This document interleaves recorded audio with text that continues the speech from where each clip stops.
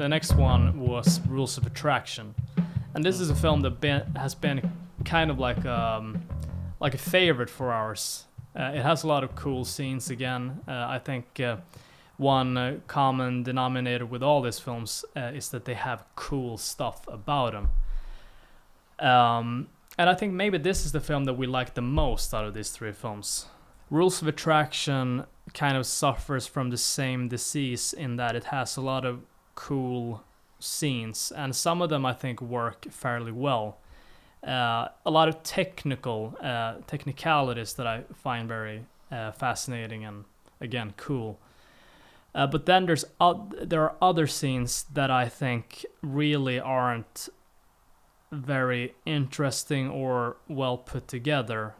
There's like one scene where Sean Bateman, the character played by James Van Der Beek, he goes to like this drug dealer and they talk for a really long time, and it kind of feels like this bootleg Pulp Fiction scene in a sense. And you know, Roger Avery, he did write parts of Pulp Fiction, so he's connected to that film. But it felt kind of, felt like that guy who plays the drug dealer, I can't remember his name, like he kind of wanted to be a Tarantino character, it felt like. But the scene didn't feel as snappy as a scene in, for example, Pulp Fiction. It felt like it kind of wanted to be like that, but didn't really manage to. I remember I thought it was a little bit off. But I also think like a lot of people, they didn't take issues with that. A lot of people were more like, no, but you can't make a movie where characters are like this. Mm-hmm. You can't make a film that portrays people in this way. And I mean, that criticism I don't really have any respect for. No, me neither. I don't really... Who's the committee we have chosen to say this is the type of movies where we should be making? No, yeah, I agree. Like, in terms of what the characters are, I don't mind them being despicable. Yeah. But I do think, like, again, other scenes that I found pretty unnecessary, or I didn't really know why they were in the film, was that dinner scene with I can't remember the character's name, but there's a dinner scene and they're just sitting there and one guy's like being obnoxious, and it's these like string of scenes that are kind of, I'm wondering sometimes why I'm watching this. Having that said, there are a lot of scenes that I actually enjoyed a lot, like the scene at the end with when the snow falls and like you're not ever gonna know me. You're not ever gonna know me. Like that scene, I thought was think that's a very like majestic shot, very Kubrickian shot of Sean Bateman as he has a sip of whiskey. And you can also tell that it's kind of Kubrickian previous in the film with the glare where Sean Bateman is kind of looking into the... What do I think? Yeah. Rock and roll. Like, it felt, Alex the Large, Clockwork Orange. Then I think it's pretty interesting with this twist about, the girl that wrote the love letters. Yeah, right. But, that's pretty cool, too. Yeah, I remember watching it, and I was like, you don't really see... Because I think what's interesting... And you also spot her, like... exactly. Yeah. And it's also pretty interesting, because Rules of Attractions is a film that's fairly similar to Spring Breakers, where, you had this kind of cigar-chomping, clueless executive who was like, all right, well, what type of movie is this? And with Spring Breakers and Rules of Attraction, they kind of marketed those films as like, this is a film for teens, rowdy teenagers or early 20s people. But it's really not a film that's like that. I mean, Spring Breakers is totally... It's like a Terrence Malick movie on acid, you know? Yeah, that's true, because I think Rules of Attraction is kind of marketed as this American Pie sort of and film. That's also, they have actors, or at least one actor from American Pie in that film. And, James Van Der Beek from Dawson's Creek. And also the I can't remember his name... Ian Somerhalder, I think. Right, he's in Vampire Diaries. So it has a lot of like connections with these like teen. And that's kind of, I guess it's intentional, as with Spring Breakers. Harmony Korine casting Vanessa Hudgens and Selena Gomez, and he had kind of the same strategy there. Yeah, they're marketed, and maybe that's, maybe they had to. But I do think a problem arises in those situations where it's marketed as this kind of teen movie, American Pie-ish film, when it's obviously nothing like that.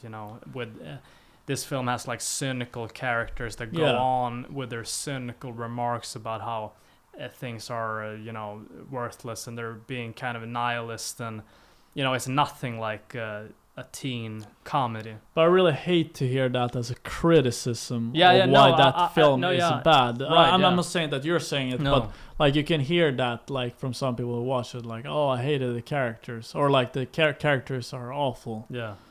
But it's like, I mean, I don't think.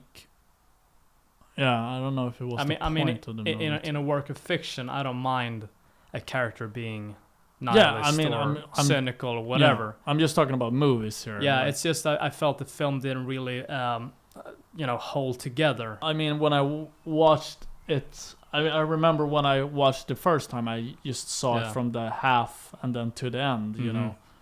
But I remember when I watched it from beginning to end, I was like, I had no idea that it begins with a rape.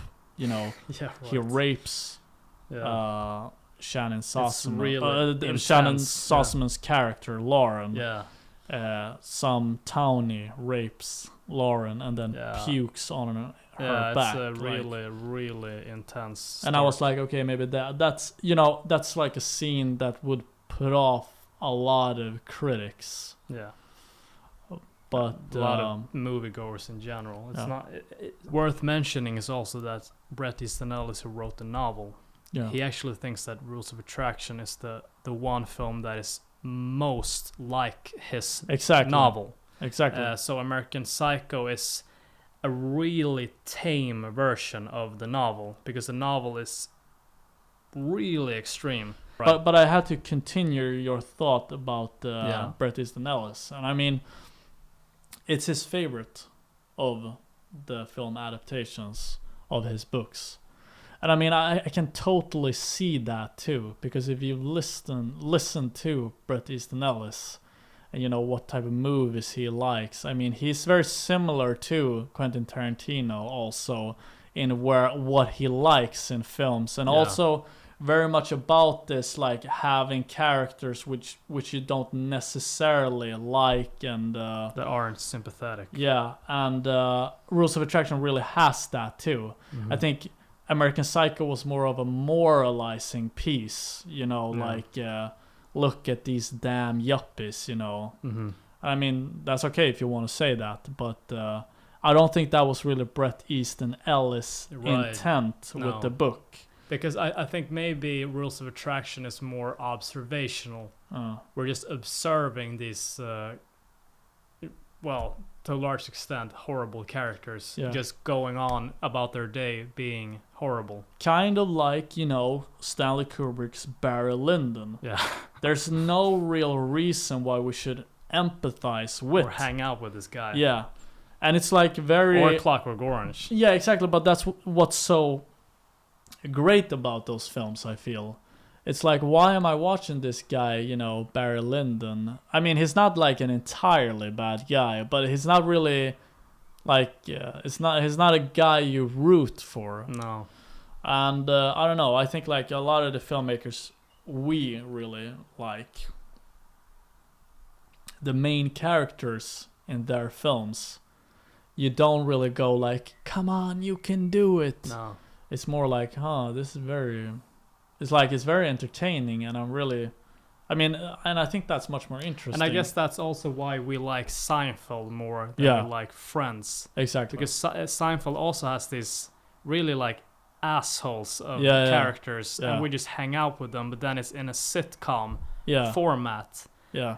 But it's immensely entertaining because they're, really funny to watch. Yeah, and that's more interesting too, because it's like, why am I entertained by this? Yeah. Because you're kind of taking everything from a story which would make the story interesting. You're stripping it away of that, and then making a story still entertaining. Like, I don't know, I think it's far more interesting to watch. Yeah, it's really interesting. And that's not to say that I have an issue with films about sympathetic characters. No.